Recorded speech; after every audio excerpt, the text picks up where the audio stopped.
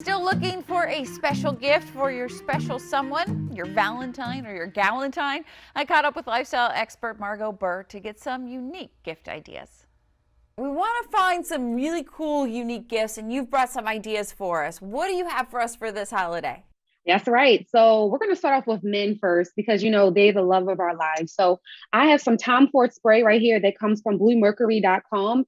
And listen, this spray, if you want your man to smell nice, you want him to smell fresh, this is definitely the way to go. What's this beautifully colorful thing next to you? Yes, all right. So I'm very excited to show you this umbrella. This umbrella comes from labellaumbrella.com, and it is a unique umbrella. What I love most also about this is it's not only reversible, it has windproof design, and the rain, it suctions inside of this umbrella. So when you put it down like this, it actually has a sitting piece right here that you just sit it right here.